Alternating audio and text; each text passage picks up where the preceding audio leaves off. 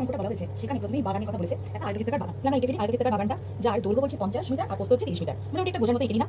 এইবার বলছে যে ওই বাগানের মাঝ বরাবর দৈর্ঘ্যের সমান্তরাল, দৈর্ঘ্য মানে এটা এর সমান্তরাল, মানে এরকম ভাবে যাবে, এরকম সমান্তরাল 4 মিটার চওড়া একটা রাস্তা বাগানটিকে দুটি সমান ক্ষেত্রফল বিশিষ্ট আয়তক্ষেত্রাকার খণ্ডে ভাগ করেছে। তাহলে এখানে যে রাস্তাটা যাবে সেই রাস্তা থেকে এদিক থেকে এতটা দূরত্ব, এদিক থেকে এতটা তাই দূরত্ব হবে। তো সেই রকম মতোই আমরা এখানটা মাঝ বরাবর এঁকে ফেলবো। ঠিক, রাস্তাটাকে সমান দুভাগে ভাগ করছে। এবার বলছে যে এই রাস্তাটির ক্ষেত্রফল হিসাব করো। কত হতে পারে রাস্তার ক্ষেত্রফল? চলো এটা আমরা এখন হিসাব করবো। আমরা দেখে দিই এ বি সি ডি হলো দৈর্ঘ্য সমান্তরাল যে রাস্তা তার ক্ষেত্রফল।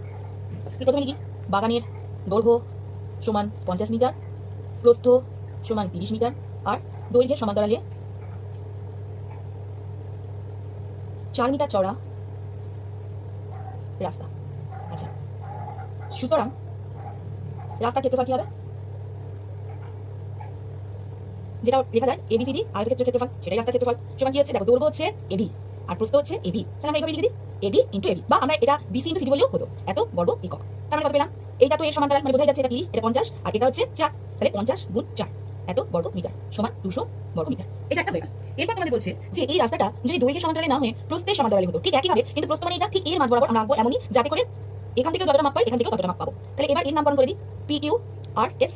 তাহলে এখন প্রস্থের সমান্তরালে 4 মিটার চওড়া রাস্তা, অতএব রাস্তার মানে হচ্ছে পিকিউ আর এস এর ক্ষেত্রফল।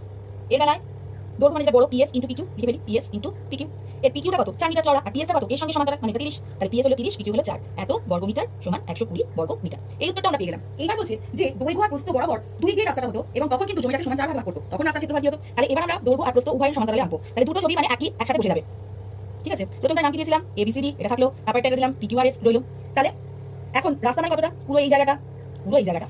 কিন্তু লক্ষ্য করো এইটুকু জায়গা দুজনেরই রয়েছে, মানে এর উপরে এই জায়গাটা রয়েছে, এটাও যখন করছি এই জায়গাটা রয়েছে, একই জিনিস দুবার তো আমরা নিতে পারি না। তাহলে এর যে ক্ষেত্রফল আর এর যে ক্ষেত্রফল দুটো যোগ করে এইটুকু অংশের ক্ষেত্রফলটা বিয়োগ করবো। এইটুকু অংশ মানে দেখো এদিকেও 4, এদিকেও 4, এদিকেও 4, এদিকেও 4, চওড়াটা রাস্তাটা, তাহলে এটা কি হয়ে গেল? একটা বর্গক্ষেত্র। এর একটা নাম দিলাম এক্স ও ওয়াই জেড নাম দিলাম। তাহলে এবার আমরা কি লিখবো? যে এখন যদি রাস্তাটি দৈর্ঘ্য ও প্রস্থের সমান্তরাল হতো,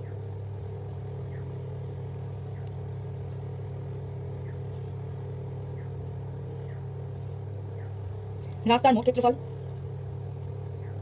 উপরে একটা কি বার করেছি সমান এবিসিডি এর ক্ষেত্রফল, তারপরে এটা আমরা বার করেছি পিকিউ আর এস এর ক্ষেত্রফল, এই যে পিকিউ আর এস এর ক্ষেত্রফল।